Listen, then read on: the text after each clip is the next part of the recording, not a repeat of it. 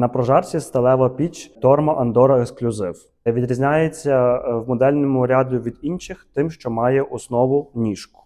Піч має сучасний дизайн, вертикальна і має циліндричну форму. Скло велике панорамне, також півколом, що забезпечує широкий кут огляду на полум'я. Класною фішкою даної моделі є поворотний механізм. Тепер стосовно роботи пічки. Дана модель має вентильований фасад, що запобігає нагріванню зовнішніх стінок. А також захисний екран на задній стінці пічки, що дозволяє її розташовувати близько до стіни. Тепер давайте подивимося, як піч реагує на подачу кисню. Перекриваємо на мінімум. О, як красиво з боків і зверху. Тепер ми включаємо нашу пічку. О, пішла жара. Кожного тижня в нас нова пічка в рубриці «Прожарка», тому завітайте до нас в магазин і самі протестуйте.